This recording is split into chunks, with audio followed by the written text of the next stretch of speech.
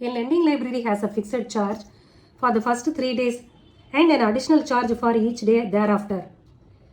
Sarita paid rupees 27 for a book kept for 7 days, while Susi paid rupees 21 for the book she kept for 5 days. Find the fixed charge and the charge for each extra day.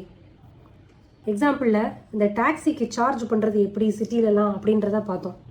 அப்போது ஒரு டாக்ஸிக்கு எப்படி charge பண்ணாங்க, fixed charge ஒன்று இருக்கும். அதுக்கப்புறம் ஒவ்வொரு கிலோமீட்டருக்கு எவ்வளோ காஸ்ட்டோ அது அடிஷ்னலாக வரும், எவ்வளோ டிஸ்டன்ஸ் ட்ராவல் பண்ணுறாங்கன்றதை பொறுத்து வேரி ஆகும். இப்போ அதே தான் இங்கே லெண்டிங் லைப்ரரிலையும் ஒரு புக்கை எடுக்கிறோன்னா ஃபஸ்ட்டு 3 டேஸ்க்கு மட்டும் ஒரு சர்டைன் அமௌண்ட்டு, அடுத்து ஒவ்வொரு அடிஷ்னல் டேக்கும் ஒரு காஸ்ட். ஃபஸ்ட்டு ஒரு நாள் ரிட்டர்ன் பண்ணாமல் செகண்ட் நாள் ரிட்டர்ன் பண்ணாலும் தேர்ட் டே ரிட்டர்ன் பண்ணாலும் ஒரே ரேட்டு ஃபஸ்ட்டு 3 டேஸ்க்கு. அடுத்து வர நாட்களுக்கு மட்டும் ஈச் டே காஸ்ட் வந்து இன்க்ரீஸ் ஆகிட்டே போகும். ஸோ அப்போ ஃபிக்ஸட் ரேட்டாக ஃபஸ்ட்டு 3 டேஸ்க்கு ஒன்று வச்சுருக்காங்க, அதை எக்ஸ்ன்னு எடுத்துக்கலாம்.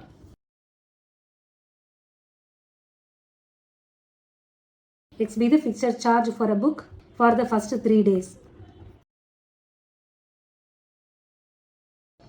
And Y is the charge for each day.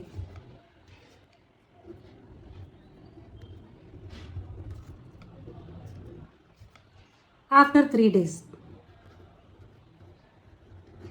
3 டேஸ்க்கு அப்புறம் சரி, இப்போ சரிதா எவ்வளோ பே பண்ணாங்க அதுக்கு ஒரு ஈக்குவேஷன், சுசி என்ன பே பண்ணாங்க அதை வச்சு ஒரு ஈக்குவேஷன்.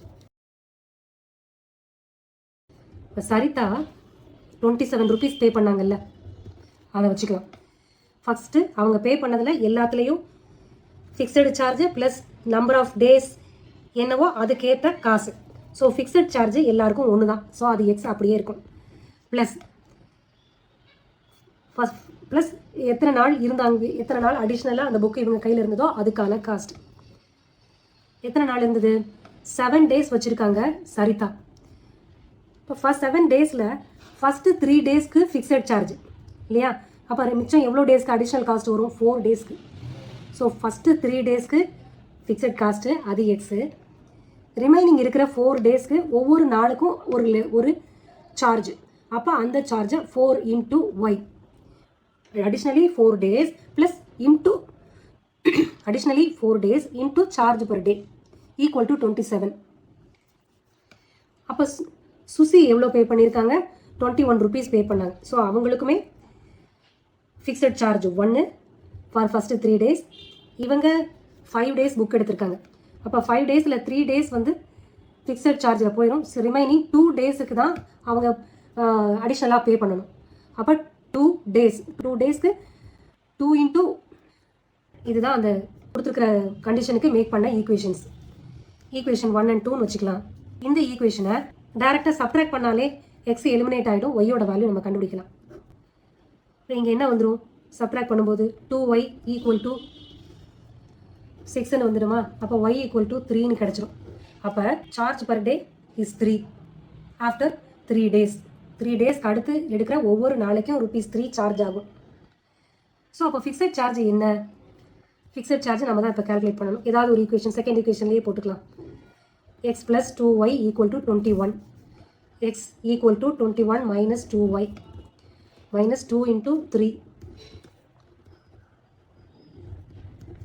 15 வருதா. So X equal to 15. So fixed charge first 3 டேஸ்க்கு 15 லெண்டிங் லைப்ரரியில். ஸோ அப்புறம் ஃபார் ஈச் டே 3 rupees கூடிகிட்டே போகும். இப்போ நம்ம செக்கிங் பண்ணி பார்த்துடலாமே.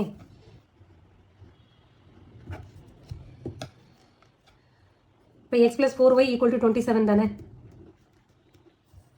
இப்போ 27 வரணும் நமக்கு. இப்போ ஃபிக்ஸட் சார்ஜ் என்ன, 15 3 டேஸ்க்கு, ரிமைனிங் 4 டே. அப்போ 4 டேஸ் ஈச் டேக்கு எவ்வளோ காஸ்ட்டு, 3 rupees. இதை மல்டிப்ளை பண்ணி சிம்பிளிஃபை பண்ணி பார்ப்போம். 15 minus 12 sorry plus 12 equal to 27. So tally ஆயிடுச்சு. அப்போ நம்ம கண்டுபிடிச்சிருக்க answers correct. So fixed charge for first 3 days in a lending library for a book is 15. For additional days, each day ₹3 will be charged.